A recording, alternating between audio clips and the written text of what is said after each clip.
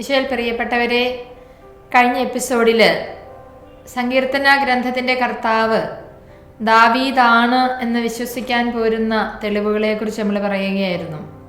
എന്നാൽ ദാവീദല്ല മുഴുവൻ സങ്കീർത്തന ഗ്രന്ഥങ്ങളും സങ്കീർത്തനത്തിൻ്റെ മുഴുവൻ അധ്യായങ്ങളും സങ്കീർത്തന ഗ്രന്ഥം മുഴുവൻ എഴുതിയത് എന്ന് മനസ്സിലാക്കാൻ അല്ലെങ്കിൽ വിശ്വസിക്കാൻ പോരുന്ന തെളിവുകളും നമ്മുടെ കയ്യിലുണ്ട്. കാരണം ഏകദേശം 1000 വർഷത്തിൻ്റെ ഒരു ചരിത്രം ഉൾക്കൊള്ളുന്നതാണ് സങ്കീർത്തന ഗ്രന്ഥം. വ്യത്യസ്ത വ്യക്തികളാൽ വ്യത്യസ്ത സമയങ്ങളിൽ വ്യത്യസ്ത സ്ഥലങ്ങളിൽ ഇരുന്ന് എഴുതപ്പെട്ടവയാണ് ഈ ഗീതങ്ങൾ. അതിനാൽ തന്നെ ദാവീദ് എന്ന് പറയുന്ന ഒറ്റ വ്യക്തിക്ക് സാധ്യമല്ലാത്തൊരു കാര്യമാണല്ലോ. മറ്റു ഗ്രന്ഥങ്ങളുടേത് പോലെ തന്നെ സങ്കീർത്തന ഗ്രന്ഥവും ആദ്യം വാമൊഴിയായും പിന്നീട് വരമൊഴിയായും രൂപപ്പെടുത്തു. വിപ്രവാസത്തിന് ശേഷം സർവ്വതും നഷ്ടപ്പെട്ട സമയത്ത് ഇന്നലകളുടെ ഓർമ്മ ഇസ്രായേലിന്റെ സ്വത്വാബോധം വീണ്ടെടുക്കാൻ സഹായകമായിരുന്നു. ഞങ്ങൾക്കൊരു രാജാവുണ്ടായിരുന്നു, അദ്ദേഹം ഒരു പാട്ടുകാരനായിരുന്നു. ഇങ്ങനെയുള്ള അവതരണങ്ങളിലൂടെ അവർ തങ്ങളുടെ സ്വത്വാബോധം വീണ്ടെടുക്കുകയും ദാവീദിൻ്റെതായി ഈ ഗീതങ്ങളെ വിശേഷിപ്പിക്കുകയും ചെയ്തു പോന്നു. വിശുദ്ധ ഹിലാരിയും വിശുദ്ധ ജെറോമും എല്ലാ സങ്കീർത്തനങ്ങളും ദാവീദാണ് എഴുതിയതെന്ന് സമ്മതിക്കാൻ കൂട്ടാക്കുന്നില്ല. അതുപോലെ തന്നെ തെന്ത്രോസ് സുനകദോസും 150 സങ്കീർത്തനങ്ങളും ദാവീദിന്റേതാണെന്ന് തറപ്പിച്ച് പറയുന്നില്ല. അടുത്ത സമയങ്ങളിൽ നമ്മൾ കണ്ടത് ദാവീദാണ് ഗ്രന്ഥകർത്താവ് എന്ന് വിശ്വസിക്കാനും ദാവീദല്ല സങ്കീർത്തനം മുഴുവൻ എഴുതിയെന്ന് വിശ്വസിക്കാനും പോരുന്ന കാര്യങ്ങളെ കുറിച്ചാണ്. സങ്കീർത്തനങ്ങൾ ഒരു ഗീത സമാഹാരമാണ് നമ്മൾ കാണുകയുണ്ടായി. ഈ സങ്കീർത്തനങ്ങൾ അല്ലെങ്കിൽ ഗീതങ്ങൾ എന്ന് പറയുമ്പം അതൊക്കെ അപദാനങ്ങൾ വിവരിക്കുന്നതാണ് കീർത്തനങ്ങൾ എന്ന് പറയുന്നത്. അപ്പൊ സങ്കീർത്തനങ്ങൾ എന്ന് പറയുമ്പം ദൈവത്തിന്റെ മഹാദാനങ്ങളാണ് സങ്കീർത്തന ഗ്രന്ഥത്തിൽ വിവരിച്ചിരിക്കുന്നത്. കീർത്തനങ്ങൾ അത് ആലപിക്കാനുള്ളതാണെന്ന് നമ്മൾ മനസ്സിലാക്കി. സങ്കീർത്തനങ്ങൾ ആലപിച്ചിരുന്നത് വിവിധ വാദ്യ ഉപകരണങ്ങളോടുകൂടിയാണെന്നുള്ളത് സങ്കീർത്തനം 33:2, 43:4, 150-ാം സങ്കീർത്തനം നമ്മൾ മുമ്പ് കണ്ടതാണ്. ഒക്കെ സാക്ഷിക്കുന്നു. സങ്കീർത്തനങ്ങൾ ആലപിക്കേണ്ടത് വാദ്യ ഉപകരണങ്ങളോട് കൂടിയാണ്. സങ്കീർത്തനങ്ങൾ കീർത്തനങ്ങളായതുകൊണ്ട് അത് ആലപിക്കാനുള്ളതാണ്. അത് അപദാനങ്ങളെ പ്രകീർത്തിക്കുന്നതാണ്. പ്രാചീന ഇസ്രായേലിയരുടെ ആശയവിനിമയ രീതികളിലൊന്നായി പദ്യങ്ങൾ കണക്കാക്കിയിരുന്നു. ആരംഭദശയിൽ ഇവ ലിഖിത രൂപശൈലിയിൽ അവതരിപ്പിക്കുന്നവയായിരുന്നില്ല.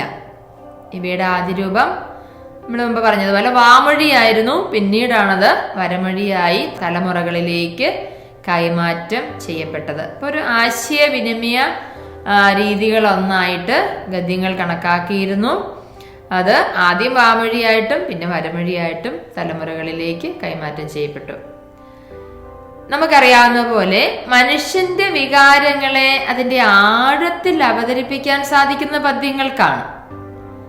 നമ്മൾ പ്രാർത്ഥിക്കുമ്പോഴാണെങ്കിലും സ്തുതിക്കുമ്പോഴാണെങ്കിലും നമ്മുടെ വിലാപങ്ങളാണെങ്കിലും സന്തോഷങ്ങളൊക്കെയും ആരാധനാക്രമങ്ങളിലൊക്കെ ഈ ഗീതങ്ങള് നമ്മുടെ ഈ മനുഷ്യ വികാരങ്ങളെ അല്ലെങ്കിൽ നമ്മുടെ പ്രാർത്ഥനയുടെ ആഴമൊക്കെ കൂടുതൽ നമുക്ക് വ്യക്തമാക്കി വരുന്നത് അല്ലെങ്കിൽ നമുക്ക് അവതരിപ്പിക്കാൻ പറ്റുന്നത് ഗീതങ്ങളിലൂടെയാണ്.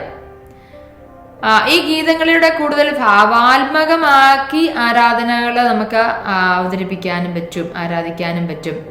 മനുഷ്യ ജീവിതത്തിലെ വിവിധ അനുഭവങ്ങൾ കാവ്യരൂപത്തിൽ അവതരിപ്പിച്ചിരിക്കുന്നത് സങ്കീർത്തനങ്ങളിൽ നമുക്ക് കാണാൻ പറ്റും. സങ്കീർത്തനങ്ങൾ എന്ന് പറയുമ്പോൾ മനുഷ്യന്റെ വികാരങ്ങളെ അതേപടി അവതരിപ്പിക്കാൻ സാധിക്കുന്ന ഗീതങ്ങളായതുകൊണ്ട് കുറെ കൂടി ആഴത്തിൽ പ്രാർത്ഥിക്കാൻ പറ്റുന്ന ഒരു ഉപാധി കൂടിയാണ്. ഇനി സങ്കീർത്തനങ്ങൾക്കൊക്കെ നമ്മൾ പഠിച്ചു വരുമ്പോൾ സങ്കീർത്തന പുസ്തകങ്ങളിലൂടെ പോകുമ്പോൾ അതിൻ്റെ അധ്യായങ്ങളിലൂടെ കടന്നു പോകുമ്പോൾ നമുക്ക് ഓരോരോ തലക്കെട്ടുകളൊക്കെ കാണാൻ പറ്റും. ഇനി 116 സങ്കീർത്തനങ്ങൾക്ക് ആകെ 150 സങ്കീർത്തനങ്ങളാണുള്ളത്. അതിൽ 116 എണ്ണത്തിന് തലക്കെട്ടുകളുണ്ട്.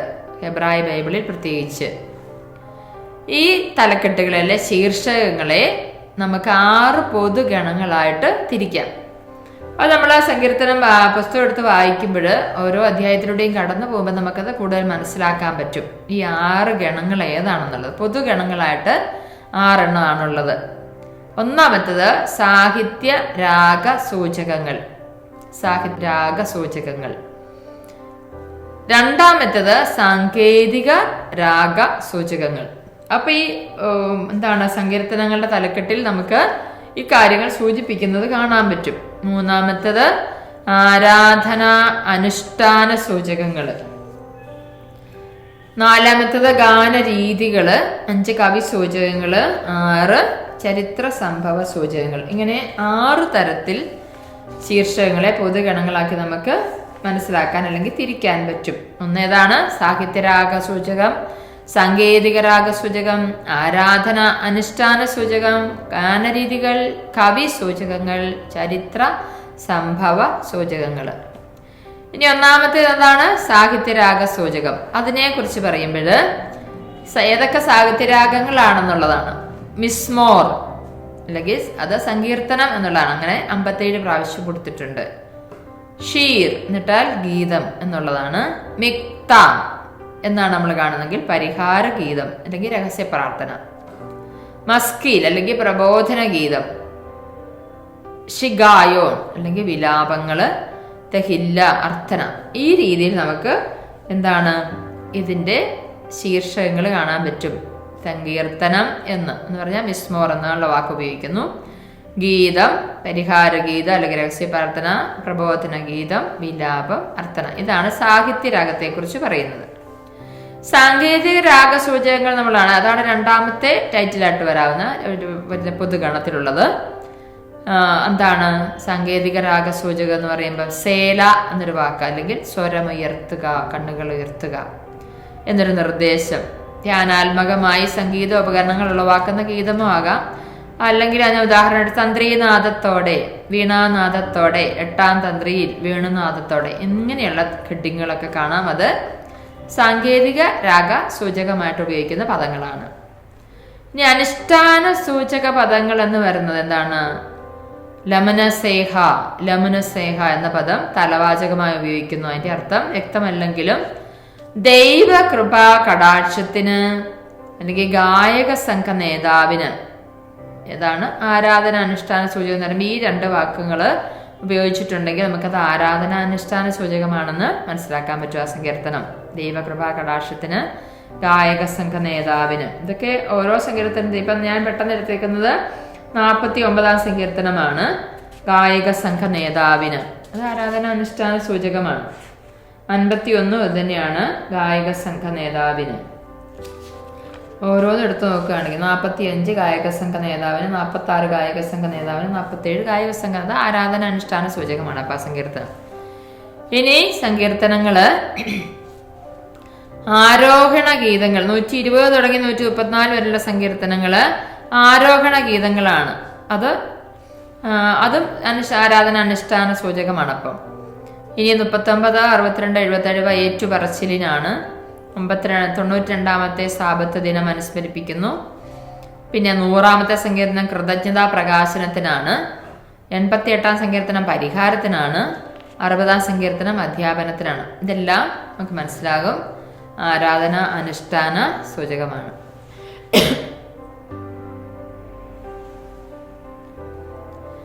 ഇനി നമ്മൾ കണ്ടു ഗാനരീതികള്. 6 പൊതുഗണത്തില്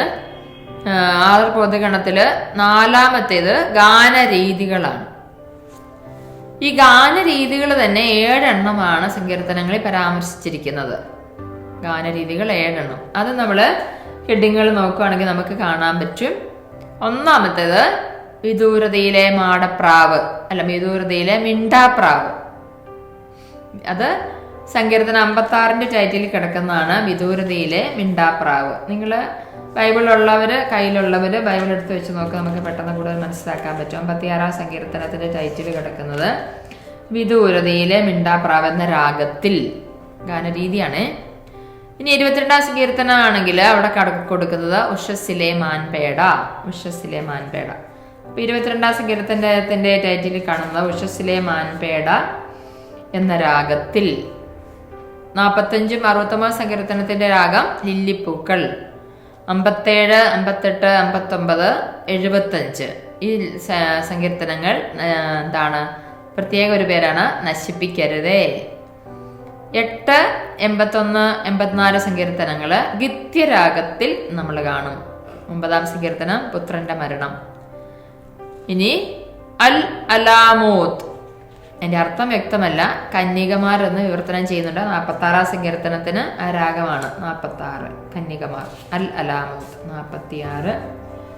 കോറഹിന്റെ പുത്രന്മാരുടെ സങ്കീർത്തനം കന്യകമാർ എന്ന രാഗത്തിൽ ഒരു ഗാനം. അപ്പൊ നമ്മളെ ഗാനരീതികളാണ് 4-ാമത്തെ പൊതുഗണം. അത് 7 തരത്തിലുണ്ടെന്ന് നമ്മൾ പറഞ്ഞു.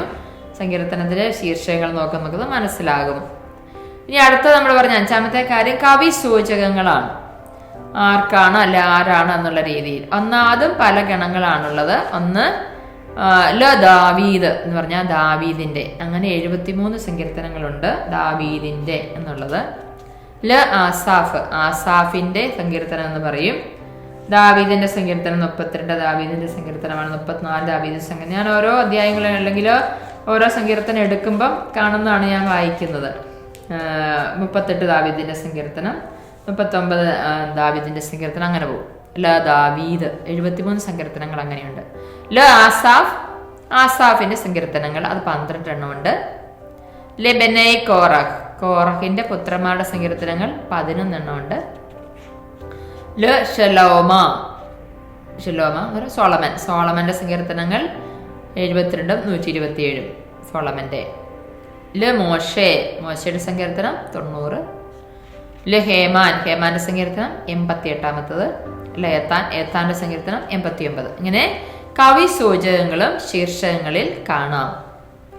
അടുത്തത് ഏതെങ്കിലുമൊക്കെ ഞാൻ പറഞ്ഞത് എത്രയൊക്കെ ആയിരുന്നു? 6 രീതികൾ, 6ആണ്.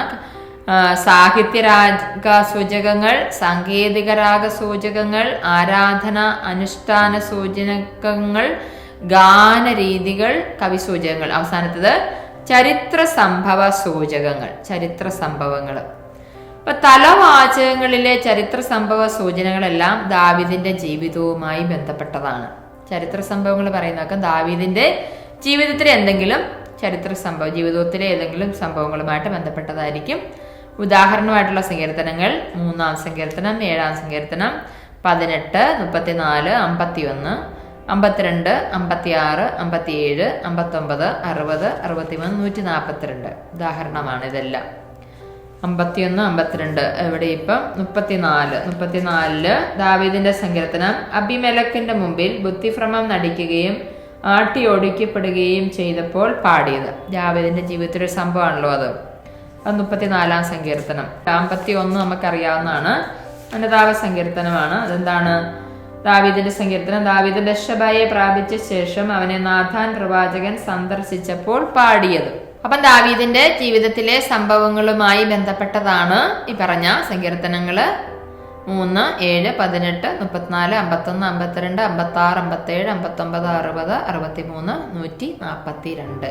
ഇനി നമ്മള് അടുത്തൊരു ഘട്ടത്തിലേക്ക് പോവുകയാണ്. അതായത് ഈ സങ്കീർത്തന രചനയുടെ കാലഘട്ടം. സങ്കീർത്തന ഗ്രന്ഥം ഒറ്റയടിക്ക് ഒരാളിരുന്ന് എഴുതി തീർത്തൊരു ഗ്രന്ഥമല്ല.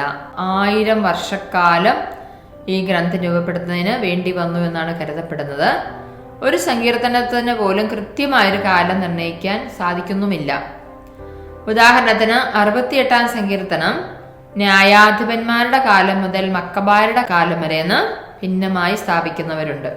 അതായത് നീണ്ടൊരു കാലഘട്ടം, ന്യായാധിപന്മാർ തുടങ്ങി മക്കബായരുടെ കാലം വരെയുള്ള കാലയളവില് എഴുതി തീർത്തതായിട്ട് കരുതുകയാണ്. അതായത് ഏകദേശം 1000 വർഷത്തിന്റെ അന്തരം. ഇതിന് കാരണമായി ചൂണ്ടിക്കാണിക്കുന്ന ഒരു സങ്കീർത്തനത്തിന് പല കാലഘട്ടങ്ങളിൽ വന്നു ഭവിച്ച വ്യത്യാസങ്ങളാണ്. സങ്കീർത്തനത്തിന്റെ കാലനിർണയത്തെ സംബന്ധിച്ചിടത്തോളം പൊതുവെ അംഗീകരിക്കുന്ന ഒരു മാനദണ്ഡം അത് വിരചിതമായത് വിപ്രവാസത്തിന് മുമ്പോ വിപ്രവാസത്തിന് പിമ്പോ അല്ലെങ്കിൽ വിപ്രവാസ കാലത്തോ എന്നാണ്. അപ്പൊ കാലഘട്ടത്തെ കുറിച്ച് പറയുമ്പോൾ എന്താണെന്ന് ഒരു സങ്കീർത്തനത്തെ കുറിച്ച് പോലും ഇന്ന കാലഘട്ടത്തിൽ ഇന്ന സമയത്ത് എഴുതാണ് ഇന്ന വർഷം എഴുതാന്ന് പറയാൻ പറ്റുന്നില്ല. പിന്നെ പറയാവുന്ന ഒരു കാലഘട്ടം എന്താണ്?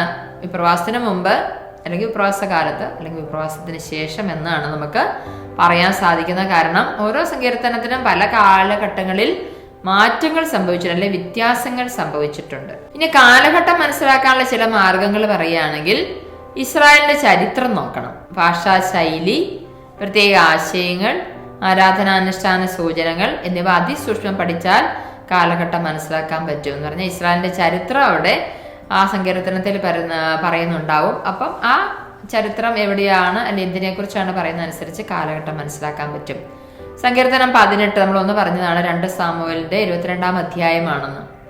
അതുപോലെ 29, 68 ഈ സങ്കീർത്തനമൊക്കെ നോക്കുമ്പോൾ നമുക്ക് ഏത് കാലഘട്ടത്തിലാണ് അപ്പോൾ അതിനുള്ള പ്രമേയം നിൽക്കുന്നത് എന്ന് നമുക്ക് മനസ്സിലാക്കാൻ പറ്റും. അപ്പം ഒരു സമയത്ത് തന്നെയല്ല സങ്കീർത്തനങ്ങൾ എഴുതി പൂർത്തിയാക്കപ്പെട്ടത് എന്ന് നമുക്ക് വ്യക്തമായിട്ട് മനസ്സിലാക്കാൻ പറ്റും. ഈ രണ്ടാമത്തെ ഒരു കാര്യം, ഇസ്രായേലിന്റെ രക്ഷാകര ചരിത്ര സംഭവങ്ങളുടെ സൂചനകൾ നോക്കണം. അതായത് പൂർവ്വപിതാക്കന്മാരുടെ പാരമ്പര്യം, പുറപ്പാട് സംഭവം, സീനായി വെളിപാട്, വാഗ്ദത്ത ഭൂമിയിൽ പ്രവേശനം തുടങ്ങിയ പുരാതന സൂചനകൾ ഉണ്ടാകും. അപ്പൊ അത് നോക്കിയാൽ നമുക്ക് കാലഘട്ടം മനസ്സിലാക്കാൻ പറ്റും. അതിനുള്ള ഉദാഹരണങ്ങളാണ് 66-ാം സങ്കീർത്തനം, 78-ാം സങ്കീർത്തനം, 105-ാം സങ്കീർത്തനം, 106-ാം സങ്കീർത്തനം, 114, 136. 66-ാം സങ്കീർത്തനത്തിൽ നമ്മൾ കാണുന്നത്, കർത്താവിനെ സ്തുതിക്കുവിൻ, ഒരു ഗീതം, ഭൂവാസികളെ ആഹ്ലാദത്തോടെ ദൈവത്തിന് ആർപ്പിടുവെന്നൊക്കെ പറഞ്ഞ് മനുഷ്യരുടെ ഇടയിൽ അവിടുത്തെ പ്രവൃത്തികൾ എത്ര ഭീതിജനകമാണ്. അവിടുന്ന് സമുദ്രത്തെ ഉണങ്ങിയ നിലമാക്കി, അവർ അതിലൂടെ നടന്നു നീങ്ങി. നമ്മൾ ദൈവത്തിൽ സന്തോഷിച്ചു, അവിടുന്ന് തന്റെ ശക്തിയിൽ എന്നേക്കും വാഴുന്നു. കലക്കപ്പേറിയർ അഹങ്കരിക്കാതിരിക്കട്ടെ, അവിടുന്ന് നമ്മുടെ ജീവൻ കാത്തു പാലിക്കുന്നു. നമ്മുടെ കാലിടറാൻ അവിടുന്ന് സമ്മതിക്കുകയില്ല. ദൈവമേ, അങ്ങ് ഞങ്ങളെ പരീക്ഷിച്ചറിഞ്ഞു, ഞങ്ങളെ വെള്ളി എന്ന പോലെ അങ്ങ് പരിശോധിച്ചു. അവിടുന്ന് ഞങ്ങളെ വലയിൽ കുടുക്കി, ഞങ്ങളുടെ മേൽ വലിയ ഭാരം ചുമത്തി. ശത്രുക്കൾ ഞങ്ങളെ ചവിട്ടി മെതിക്കാൻ അങ്ങ് ഇടയാക്കി. ഞങ്ങൾ തീയിലും വെള്ളത്തിലും കൂടി കടക്കേണ്ടി വന്നു. എങ്കിലും അങ്ങ് ഞങ്ങളെ വിശാല ഭൂമിയിൽ കൊണ്ടുപോകും. നമുക്കത് വായിക്കുമ്പോഴേ തിരിയും, അത് പുറപ്പാട് സംഭവത്തെക്കുറിച്ചുള്ള കാര്യങ്ങളാണ്. അപ്പോൾ സങ്കീർത്തനത്തിൽ നിന്ന് 66-ാം സങ്കീർത്തനം ഇപ്പം വായിച്ചതുപോലെ 78, 105, 106, 114, 136 ഒക്കെ വായിക്കുമ്പോൾ നമുക്ക് കാലഘട്ടത്തിന്റെ വ്യത്യാസം മനസ്സിലാകും. മൂന്നാമത്തേത്, ദാവീദിന്റെയും ജെറുസലേം കേന്ദ്രമാക്കിയുള്ള ആരാധനാ അനുഷ്ഠാനങ്ങളുടെയും കാലഘട്ടത്തിൽ വിരചിതമായി കാണുന്ന സങ്കീർത്തനങ്ങളിലെ സാധാരണ പ്രമേയങ്ങളാണ്.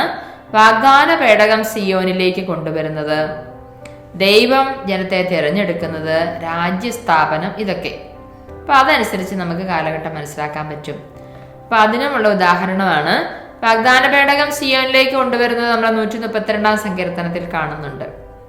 പിന്നെ ദൈവം തിരഞ്ഞെടുക്കുന്നതിനെ കുറിച്ച് 46-ാം സങ്കീർത്തനം, 48, 76, 78, 68, 69 ഇതെല്ലാം നമുക്ക് ഈ സങ്കീർത്തനങ്ങളോട് പോകുമ്പം ദൈവം തിരഞ്ഞെടുക്കുന്നതിനെ കുറിച്ച്, തിരഞ്ഞെടുത്തൊരു ജനതയെക്കുറിച്ചുള്ള സൂചനകൾ കാണാൻ പറ്റും.